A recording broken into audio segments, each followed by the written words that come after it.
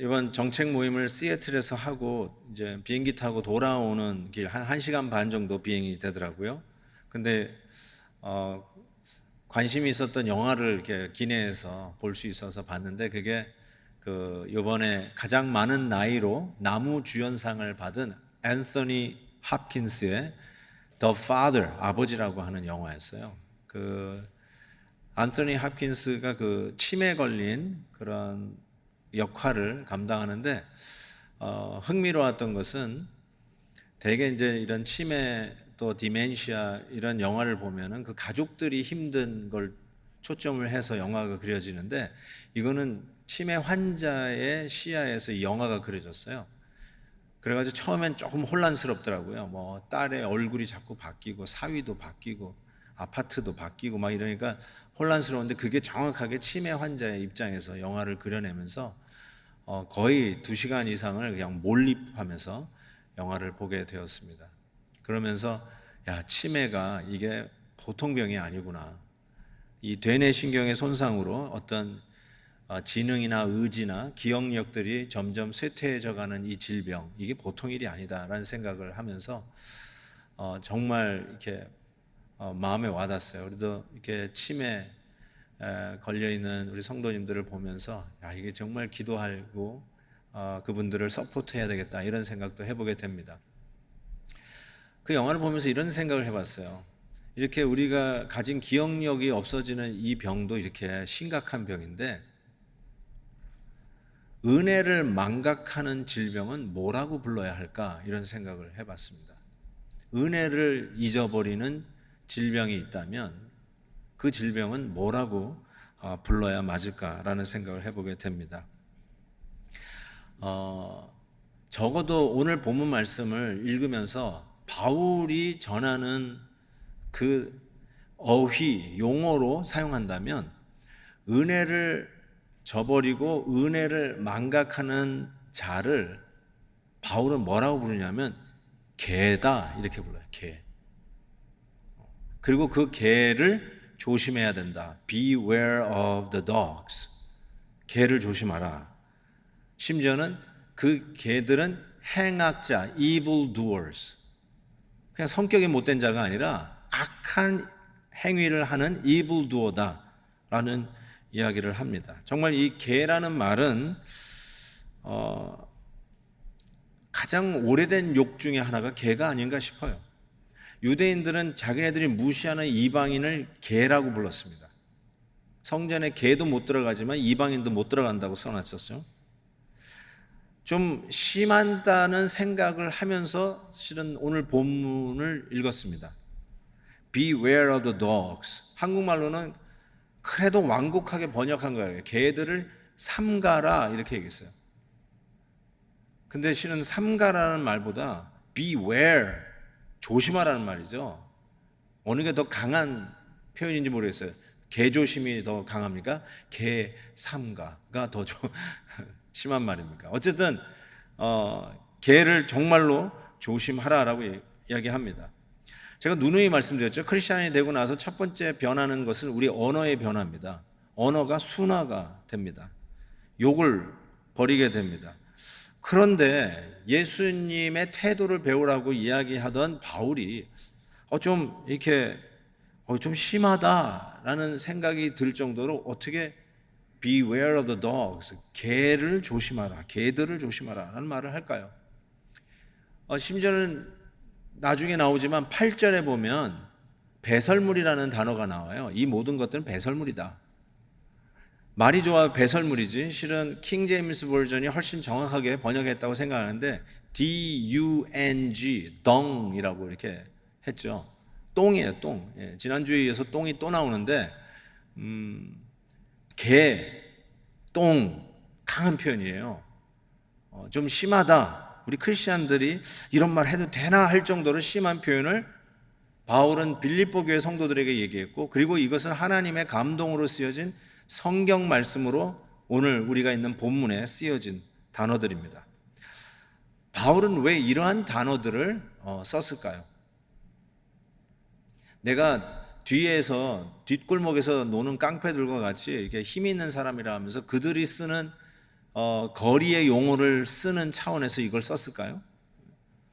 이런 거 있잖아요. 험한 말 하면서 나도 힘 있는 사람이야. 뭐 이런 식으로 자기 자신을 드러내기 위해서 그런 말을 하는 걸까요? 전혀 그렇지 않습니다. 바울이 이와 같이 우리가 깜짝 놀랄 만한 강한 표현을 쓰는 이유가 있습니다. 그 이유를 이야기하자면 이것 때문입니다. 우리의 안전 때문에 이와 같은 표현을 했다고 믿습니다. 1절 보세요. 끝으로 나의 형제들아 주 안에서 기뻐하라. 너희에게 같은 말을 쓰는 것이 내게는 수고로움이 없고, 내가 이 반복해서 하는 말이 절대로 수고롭지 않다는 거죠. 그렇게 하는 이유가 뭐냐? 너희에게는 안전하니라. It is a safeguard for you. 안전 문제이기 때문에 이렇게 이야기한다는 거예요. 위험한 길로 가는 우리 자녀들에게 나이스하게 얘기하는 게 아니라 Stop! 소리를 지르고. 왜 소리치고 야단이에요? 점잖게 얘기도 알아듣는데. 아니죠. 안전 문제가 걸리면은 정확하게 클리어하게 이야기를 해야 되죠. 그러면서 개들을 삼가라. 제가 동부에서 목회할 때 한 성도님이 저에게 기도를 부탁을 했어요. 그게 뭐냐면 자기가 키우는 개를 위해서 기도해달라고 하는 부탁이었어요. 그래서 갑자기 개를 위해서 무슨 부탁을 하나라고 했더니 무슨 일인데요? 그랬더니 이 개를 이게 끌고 산보 다니면서, 여러분 강아지 산보 다니잖아요. 근데 이 개가 이웃을 다니는 이 사람을 물었어요. 그래서 어떻게 한번 물었을 때는 봐줬나 봐요. 이렇게 뭐 했는데 이 개가 또 물었어요, 사람을. 그래서 쉽게 얘기해서 이제 마을 사람들이 그 개 안락사 시켜야 된다. 더 이상 여기 끌고 다니면 안 된다. 그러면서 막 그 소위 성토 대회를 한 것이죠. 막 그러니까 어떻게 여러분 그 요즘 우리 강아지들 키우는 분들 보니까 개를 어떻게 여러분이 죽일 수 있겠어요? 그렇죠? 식구나 다름이 없는데. 그래서 보호하려고 그러는데 이게 안 되는 거예요. 그래서 수가 걸려가지고 재판소에 넘어간 거예요. 그러니까 저보고 우리 개가 죽지 않도록 기도해 달라고 하는 기도였어요. 어쨌든 성도님들의 기도 부탁이니까 열심히 했죠. 개를 살려 주시옵소서. 근데 여러분 재판장에서 어떤 결론이 났는지 아세요? 안락사 시켜야 된다고 했어요.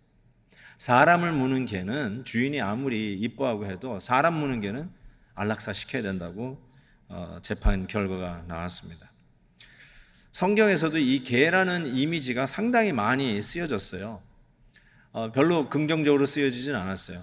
예를 들면 시편 22편에 보면 개들이 나를 애워쌌으며 악한 무리가 나를 둘러 내 수족을 찔렀다. 개들이 하는 일이에요. 마태복음 7장에서는 예수님의 산성 설교에서 거룩한 것을 개에게 주지 말고 너희 진주를 돼지 앞에 던지지 말라. 유대인들이 제일 싫어하는 동물이 돼지라고 할 수 있는데 그 돼지와 개를 같이 놓고 하는 말이죠. 잠언의 말씀을 인용하면서 베드로 후서에서는 속담에 이르기를 개가 그 토하였던 것에 돌아간다. 개가 어떤 짐승이냐? 지가 토한 그 토악질한 물건을 다시 먹는, 그게 개라는 거예요. 이사야 말씀에서는 아예 이 거짓 선지자, 거짓 종교 지도자들을 대놓고 그들은 벙어리개다, 능히 짖지 못하며, 또 심지어는 11절에 보니까 이 개들은 탐욕이 심하고 족한 줄 알지 못하는 자요 몰지각한 목자들이라고 하면서 개에다가 비유해서 잘못된 종교 지도자들을 비난하고 있는 것이죠. 그러니까 우리가 뭐 무의도식하는 사람 보고 완전히 뭐 상팔자, 개팔자 뭐 이런 표현을 쓰잖아요. 그러나 지금 바울이 이 개, beware of the dogs, 개를 조심하라 할 때 그 개는 그렇게 여러분이 집에서 키우는 귀여운 뭐 치아와 뭐 시추, 그렇게 아주 귀여운 애완견을 이야기하는 것이 아니라 이 쓰레기 뒤지고 저 쓰레기 뒤지는 이게 스캐벤저 같은 이 들개, 싸나운 게, 좀 더러운 거. 그래서 그런 개들을 조심하라라고 얘기했습니다. 아무리 사이즈가 사람보다 작더라도 여러분이 힘으로 뭐 걷어찰 수도 있겠죠. 그러나 개에게 물리면 다른 게 문제가 아니라 광견병이 문제 아니에요? 개 물려서 독이 오르면 그게 사람을 죽이는 거 아니에요. 그래서 정말로 개가 사이즈가 크든 뭐 세파트 같이 크든 시추 같이 조그맣든 간에 개를 조심해라. 물리면 죽는다는 거예요. 그래서 beware of the dog. 이게 우리 성도들의 안전에 관한 문제이기 때문에 바울이 그걸 이쁘게 미화하고 포장하려고 하지 않았어요. beware of the dog. 개 조심하라는 것입니다. 여기서 그 개의 그 성격을 이야기하자면 전 두 가지로 얘기할 수 있을 것 같아요. 하나는 더러워요. 지금 여기서 이야기하고 있는 개는 더러운 거예요. 쓰레기 뒤지는 개예요. 두 번째는 싸나워요. 그냥 물어 뜯어요. 이걸 영적으로 해석을 하면 복음에 이물질을, 쓰레기 같은 이물질을 넣어서 복음을 혼탁하게 하는 자들이 개들이에요. 그리고 그것으로 말미암아 교회를 4분 5열 뜯어내는 것, 그것이 바로 개입니다. 계속해서 말씀드리지만 빌립보 교회가 좋은 교회입니다. 근데 이 좋은 교회에 악성 바이러스가 돌기 시작했는데 그게 뭐라고 그랬어요? 이간질하고 자기 의견 주장하고 하나 되지 못하고 교회가 갈라지는 이 현상을 우려하게 봤던 바울이 이 빌립보 서신을 통해서 하나 되어야 된다. 그리스도의 마음을 품어라. 그러면서 지난주에는 그런 샘플로 정확하게 디모데와 에바브로디도와 같은 자, 이들을 샘플로 보여주면서 이 복음 안에서 이와 같이 의견을 하나로 하면서 교회를 세워가야 되는데 오늘 3장에 들어가서는 정말로 Finally I'm saying to you 그러면서 뭐라고 얘기해요? Beware of the dogs. 개를 조심하라. 개는 뭘까 생각해 보는데 이 더럽고 쓰레기 뒤지는 이 속성의 개를 생각하면서 복음의 순수함에 흙탕물을 뿌리고 이물질을 섞는 자요. 결국 그것으로 인해서 잘못된 사상으로 교회 안에 이 복음 공동체라고 할 수 있는 교회를 이간질하는 자들을 개들이다 이렇게 이야기하고 있는 것이죠. 당시 헬라 문명권에서 바울이 복음을 전했잖아요. 근데 헬라 문명권은 항상 이렇게 이 아고라 광장, 대화의 광장들이 그 당시의 문화였어요. 그래서 항상 모여가지고 자기 의견을 이야기하고 새로운 철학을 이야기하고 하면서 이게 디스커션, 토론의 문화. 그래서 거기서 상아탑이라고 하는 대학도 생기기 시작한 거 아닙니까? 그래서 바울이 그 그리스의 아덴이라고 성경에 적혀 있는 그 아테네에 가서 복음을 전하는 장면이 사도행전에 나오는데 한번 보십시오. 이런 상황이었어요. 모든 아덴 사람과 거기서 나그네 된 외국인들이 가장 새로운 것을 말하고 듣는 것 이외에는 달리 시간을 쓰지 않음이었더라. 그 당시 사람들은 그 광장에 모여서 항상 something new, 새로운 거를 원하는 거예요. 좀 프레시한 걸 원하는 거예요. 한 번도 들어보지 못하는 것들을 얘기하지 맨날 똑같은 얘기를 하면 듣지를 않는 거예요. 그거 시간이 아깝다고 그러는 거죠. 근데 바울이 오늘 말씀에 뭐라고 얘기해요? 내가 이걸 반복하는 것이 수고롭지 않다. 즉, 또 얘기한다는 거예요. 같은 말 또 얘기한다는 거예요. 이 뭘 얘기하는 걸까요? 복음은 근본적으로 진리의 말씀을 반복하여 선포하는 것이죠. 그래서 복음에는 실은 고급반이 없습니다. 마치 뭐 이렇게 복음에도 1단계, 2단계, 3단계, 4단계 가지고 계단 밟고 올라가면서 초짜에서부터 뭐 이렇게 상당히 어드밴스된 그런 복음이 있다라고 착각하는 분들이 있는데 아니에요. 복음은 고급반이 없습니다. 복음은 어떤 의미에서는 계속 반복적인 것입니다. 지난주 설교에 들었던 복음을 여러분은 오늘도 듣습니다. 평생 듣는 게 복음이라 할 수 있어요. 그런데 참 희한한 것은 우리는 그 복음을 들을 때 진부하게 느껴지지 않습니다. 지난주 들었던 거, 작년에 들었던 거 또 하시네? 이렇게 느껴지지가 않고 물론 새로운 본문에 새로운 설교를 늘 강단에서 설교는 하지만 그럼에도 불구하고 이 복음이 반복된다고 느껴지지 않냐고 항상 새롭게 와닿아요. I never heard this thing before. 정말 처음 들어본 것처럼 다가와요. 그 복음이 지난주도 날 살렸는데 오늘도 그 복음을 들어서 오늘 내가 또 살아가고 그 복음의 진리는 주님이 오시는 그날까지 끝까지 반복적으로 있는 상황 속에서 계속해서 외쳐져야 할 진리의 말씀을 repeat and repeat 반복적으로 선포되어야 할 메시지인 것입니다. 그래서 정말 말씀을 들을 때 귀가 할례를 행한 것처럼 새롭게 들리고 이전에 못 봤던 것을 영안이 뜨면서 보게 되고 이전에 정말 흥미 없었던 것, 지루했던 것들이 나를 깨우고 나를 감격하게 하고 눈물을 훔치게 하는 그런 메시지로 나의 삶 속에 새로운 도전을 주는 신선한 메시지로 들을 때마다 반복적인 메시지고 또 반복되는 진리의 말씀이지만 나를 일으키는 능력의 말씀으로 다가온다는 것이죠. 할렐루야. 그래서 복음은 반복이지 something new, something 좀 짠한 거 없냐, something 더 이렇게 반짝거리는 거 없냐. 사람들이 뭔가 항상 프레시한 거를 찾는다고 something new를 찾지만 생활에 새 것이 어디 있느냐. 진리는 진리이고 진리는 그래서 반복해서 선포되어진다는 거예요. 그런데 이 반복되어지는 진리의 말씀이 어느 날 어느 순간에 여러분의 귀를 더디게 하고 졸리게 하고 크게 그거지 뭐하고 흥미를 잃어버리고 그 복음의 메시지가 들리지 않는다면 설교 시간이 아주 좋은 잠자는 시간으로 자꾸 생각이 되어진다면 저는 이렇게 얘기할 수 있을 것 같아요. 바울이 쓰는 용어로 여러분 위험합니다. 여러분 안전하지가 않습니다. 여러분의 영혼이 절대로 안전하지 않습니다. 그래서 바울은 여러분들을 안전하게 이 위험한 곳에 가지 않도록, 위험에 빠지지 않도록, 여러분의 영혼이 나락에 빠지지 않도록 안전하게 하기 위해서 반복적으로 또 반복적으로 내가 다시 반복하는 수고가 수고롭지 않도록 또 이야기하는데 그것이 뭐냐면 주 안에서 기뻐하라 라는 거예요. 주 안에서. 이 주 안에서가 뭐 이런 표현이 맞는 말이지만 이게 매직 월드예요. 주 안에서. 성도들에게는 이 주 안에서가 너무나 중요한 말씀이에요. 실은 지난주에 제가 설교하면서 주 안에서, 지난주 본문에 주 안에서가 3번 반복됐어요. 제가 그때 이 부분을 지목하지 않았어요. 오늘 말씀드리려고. 그래서 2장에 보면 2장 19절에 보면 디모데를 속히 너희에게 보내기를 주 안에서 바람은 하면서 주 안에서가 돼요. 그냥 디모데를 속히 너희에게 보내기를 바람은 전혀 문제가 없죠. 음이 흘러가고 말하는데 이상하지 않죠. 근데 그 이상하지 않는 문장 사이에 주 안에서 바람은 또 2장 24절에 보면 나도 속히 갈 것을 주 안에서 확신하노라.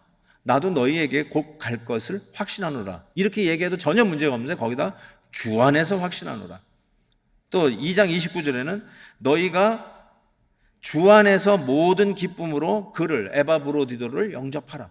그냥 너희가 기쁨으로 그를 에바브로디도를 기쁨으로 영접하라. 이래도 되잖아요. 근데 주 안에서 그를 영접하라. 주 안에서라는 말이 의도적으로 들어갔어요. 왜냐하면 우리 성도들은 모든 것을 주 안에서 해야 된다는 거예요. 주 밖에서 하면 한마디로 위험하다는 거예요. 안전하지 않다는 거예요. 그래서 우리가 주 안에서 해야 한다는 것을 이야기합니다. 그래서 이 주 안이라는 말은 꼭 우리의 안전망 같고요. 우리에게 쳐놓은 안전, 그 폴리스 라인 같은 생각이 들어요. 이 안 넘어가면 안 돼요. 그래서 딱 선을 그어놓은 거죠. 주 안에서. 우리 성도들은 모든 걸 주 안에서 해야 된다는 거예요. 아틀란타 가시면 어디를 주로 가시냐면은 그 스톤 마운틴 파크에 가시잖아요. 스톤 마운틴 가보셨죠? 스톤 마운틴은 그 마운틴 산이 그냥 바위돌 하나예요. 큰 산, 민둥산 같아요. 근데 그게 바위돌 하나예요. 그래서 지금 제가 한 25년 전쯤에 가본 것 같은데요. 거기 위에 올라가시면 대단해요. 뭐 높은 산에 올랐으니까 와 관망도 좋은데 그냥 민둥산 돌이니까 그냥 걸어 다닐만 해요. 그냥. 그런데 이렇게 바위에다가 노란 선으로 이렇게 금을 거놓은 게 있어요. 이게 뭐냐고 그랬더니 요 선을 넘어가면 그 다음부터는 미끄러져서 추락하게 된다는 거예요. 그래서 이게 민둥산이라서 이게 착시 현상이 있어서 그냥 펀펀한 벌판 같아요. 그래서 그냥 걸어 다녀요. 걸어 다니다가 사람들이 쭉쭉 미끄러져 내리는 거예요. 이 미끄러지는 이 경사가 있는 거를 몰라가지고 쭉쭉 미끄러. 그래서 거기다가 노란 줄을 이렇게 쳐놨어요. 여기 넘어가면 추락한다고. 어떻게 여기다 이렇게 이 가드 레일이라도 좀 해놓지 뭐 이렇게 해놨나 할 정도였는데 요즘은 모르겠습니다. 요즘도 그런지. 근데 어제는 그 노란 선을 쳐놨어요. 꼭 그거예요. 우리는 성도들은 주 안에서 기뻐해야 돼요. 주 안에서 영접해야 되고 주 안에서 갈 계획을 하고 주 안에서 가고 주 안에서 온다. 그 말도 안 되는 이 말에 그냥 주 안에서를 자꾸 집어넣었던 바울의 의미가 우리 성도들의 하는 모든 것은 다 주 안에서 해야 된다. 근데 주 밖으로 벗어나는 그 선을 넘어가면, 주 밖으로 가면, 여기 나온 대로 우리가 주 안에서 기뻐해야 되는데 주 밖으로 벗어나서 기뻐하기 시작하면 위험하다. 여러분의 안전에 문제가 있다는 거예요. 자, 그러면 주 안에서 기뻐하는 게 뭐고 주 밖에서 기뻐하는 게 뭘까? 3절 말씀을 보면 주 밖에서 기뻐하는 게 뭔지 나타납니다. 하나님의 성령으로 봉사하며 그리스도 예수로 자랑하고 육체를 신뢰하지 아니하는 우리가 곧 할례파다. 바울이 지금 할례파라는 얘기를 했죠. 이제 드디어 이제 개들을 조심하는데 개들이 누구를 의미하는지가 드디어 점점 부상을 하게 되는데요. 주 안에서 기뻐하는 것이 바로 저건데 주 밖에서 기뻐하는 것은 저걸 다 뒤집으면 됩니다. 즉 하나님의 성령으로 봉사하지 않는 것, 그리스도 예수로 자랑하지 않는 것, 그리고 육체를 신뢰하고 자랑하는 자, 이게 전부 다 주 밖에서 자랑하는 것이라고 이야기할 수 있습니다.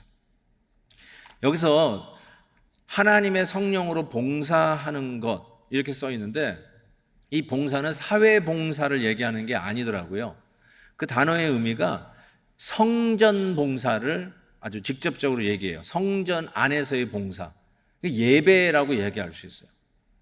영과 진리로 우리가 예배 드리는 예배라고 하고 우리 예배를 열었잖아요. 그 영과 진리, Spirit and Truth. 그때 Spirit을 capital letter S로 쓴다면 그게 성령 아니에요? 성령 안에서 드리는 예배. 그러니까 하나님의 성령으로 봉사하는 것, 하나님의 성령으로 예배를 섬기는 것, 예배를 위하여 하는 모든 일들, 이것이 주 밖에서 기뻐하는 자들에게는 예배를 섬기는 일이 위험해지기 시작합니다. 예배 드리는 일이 위험해져요. 주 밖에서 얻는 기쁨이 여러분의 갖는 기쁨의 전부라면, 그러면 여러분은 교회 공동체라고 하는 이 교회에서 신앙생활하는 그 자체가 아주 위험해집니다. 지금 바울이 그거를 지적하고 있는 것이죠. 뭐가 주 밖에서 기뻐하는 것이고 주 안에서 기뻐하는 걸까요? 여기 육체를 신뢰하지 않는 것이 주 안에서 기뻐하는 것인데 그 육체를 신뢰하면서 기뻐하는 게 뭘까요? 뭐 그냥 표면적으로 얘기하면 내 육체가 건강해서 기뻐하는 거. 당연히 기뻐해야죠. 우리 건강을 회복하면 하나님 앞에 감사하잖아요. 그런데 주님 밖에서 기뻐하는 거는 영원하지 않아요. 템포러리예요. 환경적인 거에 매달려 있어요. 그래서 나의 기쁨이 전부가 건강이라면 우리는 건강을 잃어버릴 때 비극적으로 위험의 나락으로 떨어지는 거죠. 내 인생이 날아가 버리는 거예요. 건강하지 않으면 내 인생 끝났다고 생각하는 거죠. 당연히 주 밖에서 우리가 기뻐해야 할 요소들이 상당히 많이 있어요. 하나님 앞에 감사할 드릴 겁니다. 근데 그것이 내가 누리는 기쁨의 전부이고, 그리고 내가 원하는 기쁨은 전부 다 위험선을 쳐놓은 주 밖으로 나가서 누리는 기쁨이 전부라면 여러분들은 이 시간에 예배 드리는 일과 교회라고 하는 믿음의 공동체에서 신앙생활하는 일이 아주 위험해지게 됩니다. 왜냐하면 순간적이고 찰나적이고 환경 의존적인 것에 여러분의 기쁨이 달려있다면 하나님을 예배하는 일이 방해를 받게 되고 공동체 안에서 함께 한 이론으로 천국을 향해 나아가는 이 은혜 공동체의 생활이 아주 위험해지고, 아니 불가능해집니다.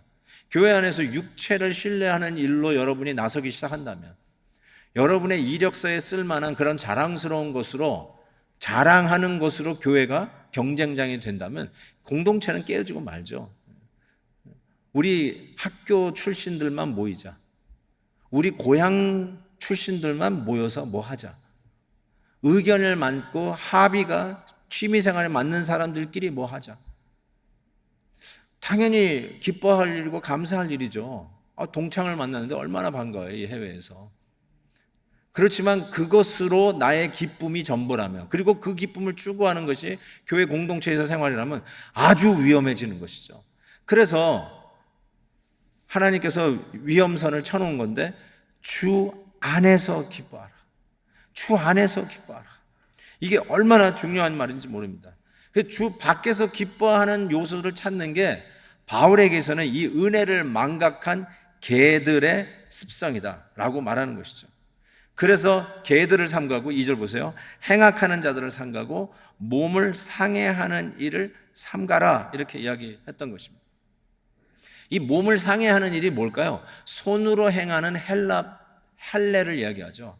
당연히 드디어 이제 할례파가 있는데, 복음을 어떻게 더러운 쓰레기로 더럽히는, 혼탁하게 하는 게 뭘까? 예수 그리스도의 십자가로 충분한데 그걸로 안 된다는 거예요. 딴 거 해야 된다는 거예요. 그래서 이 유대주의자들, 율법주의자들은 할례를 반드시, 손으로 행하는 할례를 반드시 행해야 된다는 거예요. 그래야 구원을 받는다는 거예요. 그래서 복음을 혼탁하게 하기 시작하는 것이죠. 그래서 손으로 행하는 할례, 그게 육체를 신뢰하는 것이죠. 손으로 행하는 할례가 아니면 너는 하나님의 백성이 아니고 천국 백성이 아니라고 이야기하는 이 유대주의자들의 주장을 뭐라고 얘기하냐면 개들이라고 얘기하고, 그리고 그것은 단순히 different opinion, 다른 의견을 가진 자가 아니라 행악자, 이렇게 얘기하고, 복음을 혼탁하게 하는 일에 대해서는 양보나 타협이 없습니다.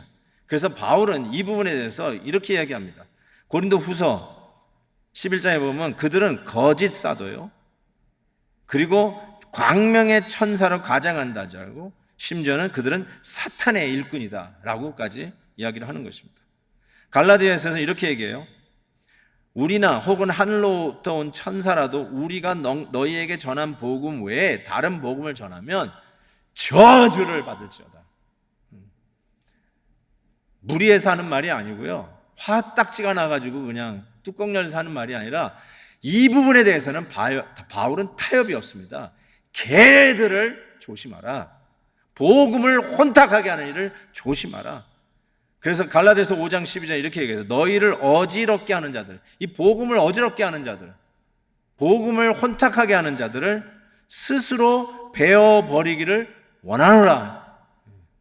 뭐 칼로 목을 베라는 뜻이 아니라 교회에서 징계하라는 거예요.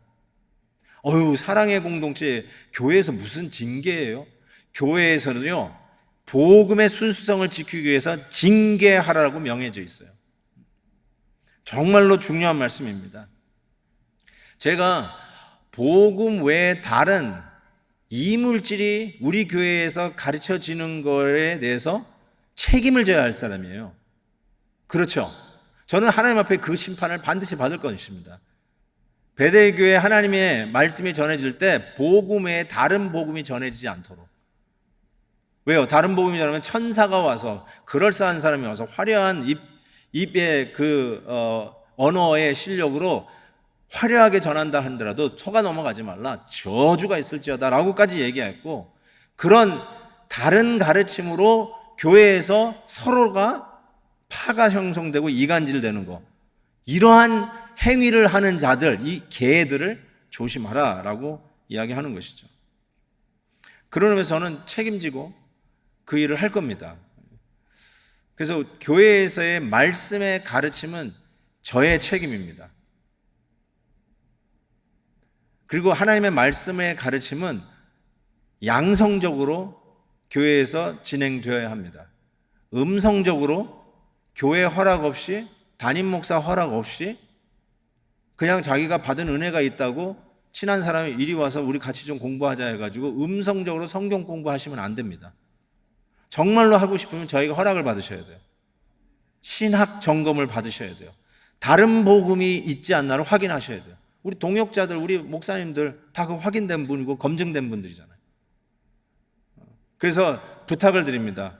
그냥 내가 은혜 받았다고 끌어모아가지고 음성적으로 성경 공부하지 마십시오. 그건 제 책임입니다. 제가 이 부분은 확실하게 챙길 것입니다. 복음 외에 다른 이 물질이 섞이는 일들을 제가 확인해야 됩니다.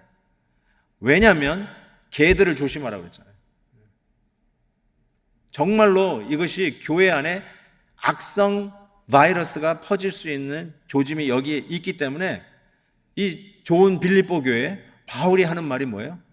Beware of the dogs. 블레페테, 헬라어로 블레페테, 강하잖아요. 블레페테, 개 조심하라는 거예요. 그러면서 우리가 가져야 할 기쁨은 예수 밖에서 갖는 거, 우리의 경력으로, 우리의 교양으로, 우리의 학력으로, 우리의 고향으로, 우리의 가진 어떤 공통점으로 누리는 기쁨, 그런 거 말고 그거는 순간적이고 영원하지 않기 때문에 그것이 전부인 양 살면은 철망할 수밖에 없고 결국 여러분의 신앙생활은, 특별히 예배는 위험에 빠지게 된다. 고로 우리 성도들은 모든 일을 주 안에서 해야 된다. 아멘입니다. 주 안에서 해야 돼요. 주 안에서 자녀 교육시켜야 돼요. 주 안에서 사업하셔야 돼요. 주 밖에서 사업하면, 사업이 잘 되면 행복하고 사업이 망하면 뭐예요? 죽어야 돼요. 그게 전부니까. 그러니까 위험한 거예요. 너무너무 위험한 거예요. 주 밖에서 하는 건 다 너무 위험한 거예요. 결혼생활, 자녀 교육, 사업, 직장에서의 모든 관계들, 주 안에서 여러분들이 핸들하셔야지 주 밖으로 나가는 순간에 위험해집니다. 뭐가 위험해져요? 예배 못 드려요. 공동체 안에 들어올 수 없어요. 그렇게 들어오면 공동체는 깨집니다. 그 일이 슬금슬금 빌립보 교회에 일어나는 일을 바울은 이렇게 경고하고 있어요. 다른 의견 다 포함해서 하자고요? 그게 좋은 거라고요? 아니요. 진리에서 벗어나고 복음을 혼탁하게 하는 거는 베어내라. 그 정도로 하나님의 교회를 순수하게 지키고자 하는 일엔 타협이 없었다는 것을 말씀하고 있습니다. 그래서 주 안에서 기뻐하라. 주 안에서 기뻐하라. 주 안에서. 좀 너무 형이상학적, 개념적이라고 해서 뭔가 주 안에서 기뻐하라는 게 뭔가 할 수는 있는데요, 내가 예수 그리스도 안에서 하나님의 자녀 된 것으로, 나 같은 죄인을 위해서 예수님께서 십자가 지셨다는 것으로 너무나도 충분한, 하나님이 오늘도 나를 붙드시고 내 기도에 귀를 기울여 주시고, 내가 죽을 것 같은 상황 속에서 하나님은 나를 포기하지 아니하시고 너는 내 자녀라 하며 나를 이끌어 주시는 그 하나님이 있는 것으로 충분한 그 은혜로 말미암아, 특별히 베델교회에서 함께 신앙생활하는 믿음의 공동체 안에서 주를 섬기며 주를 예배할 수 있는 이것으로 너무너무나도 충분한 주 안에서 기뻐하라. 아멘입니다. 아멘. 제가 몇 가지 예를 들어볼게요. 좀 오래된 책이긴 하지만 여러분에게 소개하고 싶습니다. 세상 속에 막전엔 찐빵이라고 하는 이만재 씨의 글이 있는데요, 제법 오래됐어요. 이분이 그 서울 온누리교회 장로님이신 윤형주, 우리가 잘 아시는 그 트윈폴리오 송창식 윤형주, 바로 그분이 전도해가지고 예수 믿게 됐는데, 이분이 카피라이터이신 이만재 씨가 저 책에 이렇게 써놨어요. 그냥 제가 읽어드릴게요. 그냥 이게 주 안에서 기뻐하는 게 뭔가 한 예로 제가 여러분에게 소개하고 싶어서 그래요. 윤영지 씨의 지성은 놀랍다. 혹시라도 제가 전도한 초보 신자의 마음이 흐트러질까봐 매일같이 안부 전화를 걸어온다. 나 같은 사람의 게으름으로는 꿈도 꾸지 못할 일이다. 그리고 셀 식구들과 식사의 모임을 가졌는데, 실은 구역 모임이라고 쓰셨어요. 근데 우리 교회 적용해서 셀 식구로 바꿨습니다. 셀 식구들과 식사의 모임을 가졌는데, 한번 보세요. 좋은 밤에 좋은 사람들끼리 좋은 안주 앞에 놓고도 술 한 잔 찾는 법 없이 도란도란 마냥 즐겁기만 한 이 별종의 무주 인간들, 마치 외계에서 비행 접시를 타고 내려온 우주인들 같다. 저녁 시간 성인 남녀가 식당에 모여서 술 없이 그냥 맹숭맹숭 안주만 먹어본 희한한 첫 경험. 그 다음 말, 그런데도 왠지 기분은 까닭 없이 좋다. 주 안에서 기뻐하는 한 단면이라고 저는 생각해요. 천국 가셨지만 김준건 목사님의 예수 칼럼, 제가 가지고 있는 책은 저 책입니다. 이게 하도 인쇄가 많이 돼가지고 지금은 커버가 많이 바뀌었더라고요. 어쨌든 거기에 한 글을 소개합니다. 그리고 여기에 나오는 그 자매를 저는 개인적으로 압니다. 한번 들어보세요. 사강은 어떤 미소를 썼다. 살벌하고 처절한 생의 어떤 상황에서도 크리스천에게는 어떤 여유, 어떤 공간이 있어야 한다. 그것을 신앙적 유머 혹은 품성의 해학적 매력이라 해도 좋다. 지금은 주부가 된 내가 사랑하는 CCC 한 자매가 있다. 아무리 긴장되고 심각한 상황에서도 그가 말하면 모두들 영혼 속까지 웃음의 문이 열린다. 구린내로 모두들 상을 찡그린 분위기에서 맛있는 멸치젓 냄새 같다고 할 사람. 따사로운 햇볕같이 만나기만 하면 모두들 행복을 느끼는 밝고 포근한 자매. 자기 자신은 항상 담백하고 욕심이 없다. 그와 반대로 서리빨 같고 먹구름처럼 저기압을 몰고 다니는 보기만 해도 오싹한 사람이 있다. 크리스찬은 만나고 싶어지는 사람. 말이 없어도 옆에 있으면 예수같이 느껴지는 어떤 공간이 있어야 한다. 예수같이 느껴지는 뭐라고 말할 수 없는 어떻게 표현이 안 되는 어떤 공간. 그런 분들이 우리 베델교회 교인임을 믿습니다. 그렇게 되기를 원하시면 아멘. 이게 예수 안에서, 주 안에서 누리는 기쁨의 한 단면이에요. 예수 안에서 누리는 너무나도 감사한 일들. 오늘같이 날씨가 꾸역꾸역 해도 우리 베델 성도들이 모이면 화창하게 써니 햇빛이 나는 그런 어두운 저 터널까지 그리스도의 사랑의 빛을 비춰주는 화사한 분위기로 바꿔내는, 그리스도 안에서, 주 안에서 기뻐하는 베델 성도들이 가는 곳마다 이러한 놀라운 역사들이 있기를 바랍니다. 그래서 우리 가정이 주 안에서 기뻐하는 가정이 되고, 여러분의 일터와 여러분의 비즈니스의 그 현장이 살벌한 현장이라기보다는 여러분으로 말미암아 주 안에서 기뻐하는 현장이 되고, 그리고 우리 베델교회는 그 무엇보다도 여러분으로 말미암아 아무리 힘들고 어렵고 어둠 속에 힘들어하는 우리 성도들이 있다 할지라도 바로 우리 베델교회만 오면 그리스도의 따뜻한 은혜의 햇빛으로 보담아지고 회복되어지는 주 안에서의 기쁨이 충만한 교회 되기를 주의 이름으로 축원합니다. 우리 같이 한번 이 찬송했으면 좋겠어요. 주 안에 있는 나에게 딴 근심이 있으랴. 정말 말씀 그대로 주 안에 있는 나에게 무슨 근심이 있을까? 주 안에 있는 것으로 주 밖에서 누리던 그런 기쁨이 설사 환경적인 요소 때문에 없어졌다 할지라도, 기대를 할 수 없다 할지라도 다시 안전망 안으로 들어와서 주 안에서 기뻐하면서 넉넉히 싸워 이기는 우리 신앙이 되기를 바랍니다. 같이 찬양할까요? 주